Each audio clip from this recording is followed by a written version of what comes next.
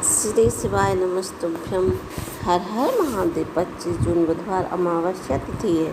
गुरुजी पंडित प्रदीप मिश्रा जी ने अमावस्या की विशेष तिथि में जितने भी उपाय करने को कहे वो सभी उपायों की जानकारी आपको इसी वीडियो के माध्यम से मिलने वाली है। और अगले ही दिन मतलब 26 जून को गुप्त नवरात्र शुरू हो जाएगी। गुरुजी पंडित प्रदीप मिश्रा जी ने एक ऐसा उपाय बताया है जो कि नवरात्रि के पहले दिन जो अमावस्या आती है उस दिन और गुप्त नवरात्रि के दिन किया जाता है। मतलब यह है उपाय आपको 25 जून और 26 जून को करना है। इसके साथ ही साथ गुप्त नवरात्रि के कुछ सरल और आसान उपायों की जानकारी भी आपको इसी वीडियो के माध्यम से मिलने वाली है। इसलिए वीडियो अंत तक देखें ताकि 25 जून और 26 जून में आप गुरुजी द्वारा बताए उपाय कौन से उपाय कर सकते हैं उनकी संपूर्ण जानकारी आपको मिल सके। तो बढ़ते हैं गुरुजी के द्वारा बताए इस उपाय की ओर। गुरुजी ने कहा, एक कमाओ सवा खर्च होने जैसी समस्या है तो उसे दूर करने के लिए यह उपाय आप कर सकते हैं। अगर घर में पैसा टिक नहीं रहा है, पैसा बीमारियों में जा रहा है, पैसा जितना आता है उससे ज़्यादा खर्च है, कर्जा बढ़ता चला जा रहा है, तो पितृ दोष एवं अन्य प्रकार के दोषों के कारण।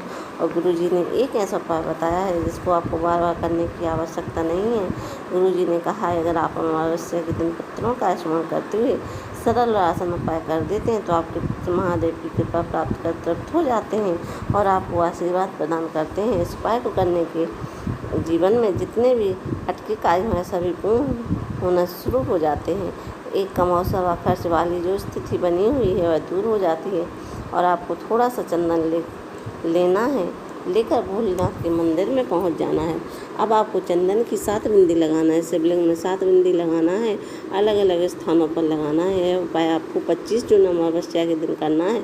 और यह उपाय आप एक बार भी कर देते हैं तो बार बार करने की आवश्यकता नहीं है। आपको पीला चंदन लेना है, पीला चंदन ना मिले तो आप अष्टगंध चंदन का उपयोग कर सकते हैं। और भोलेनाथ के मंदिर में जाकर शिवलिंग के कुछ विशेष स्थानों पर चंदन की बिंदी लगाना है। सबसे पहले आपको शिवलिंग में जो गणेश भगवान का स्थान होता है वहाँ पर चंदन की बिंदी लगाना है।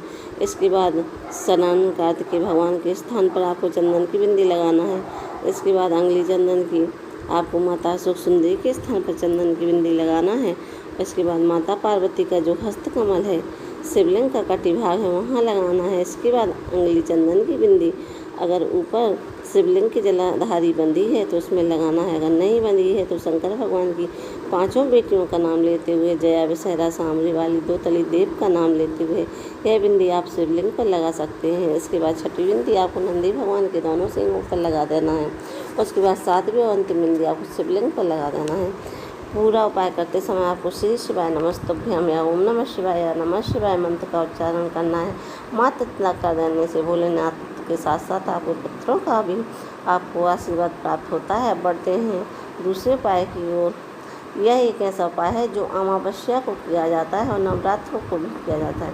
यह एक ऐसा उपाय है जो नवरात्र के पहले पड़ने वाली अमावस्या पर किया जाता है। अमावस्या और नवरात्र दोनों का संयोग एक साथ होता है जिसमें आपको पितरों के साथ साथ माता जगत जननी जगदम्बा माता दुर्गा का आशीर्वाद आपको प्राप्त होता है।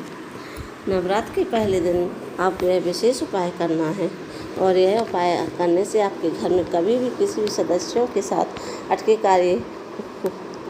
हुए कार्य हैं जो वह पूर्ण होते हैं और कोई भी कार्य अटकते नहीं हैं। जिस क्षेत्र में प्रयत्न करते हैं उसमें उन्हें सफलता मिलती चली जाती है। आपको बस इतना करना है, एक कटोरी लेना है, कटोरी में चावल भर लेना है और उसके अंदर आपको कपूर का टुकड़ा डाल लेना है। कपूर डालने के बाद उसे आप अपने घर के मुख्य द्वार पर बाहर की ओर रख सकते हैं या बाहर कोई खिड़की हो तो वहाँ पर रख सकते हैं।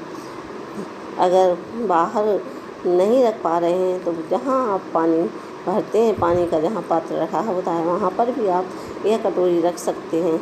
रात भर मुख्य द्वार पर रखा रहने देने के बाद अगले दिन जो नवरात्र का पहला दिन होता है वह 26 जून का होगा और सुबह उस कपूर को आपको जला देना है। और जलाकर आपको चावल के दाने चिड़ियों को डाल देना है, पक्षियों को, किसी को भी आप डाल सकते हैं या किसी पेड़ के नीचे डाल सकते हैं। आपको बस इतना ही करना है। भोलेनाथ के साथ साथ पितरों के साथ साथ माता दुर्गा भवानी जगदम्बा भवानी का भी आपको आशीर्वाद प्राप्त होता है, मानव देवियों का आशीर्वाद प्राप्त होता है और जीवन में कभी भी कोई कार्य अटकता नहीं है। हर प्रकार से आपकी मनोकामना पूर्ण हो जाती है। अगर यह वीडियो आपको पसंद आए तो वीडियो को लाइक करें, सब्सक्राइब करें, कमेंट में श्री शिवाय नमस्तुभ्यम हर हर महादेव लिखना ना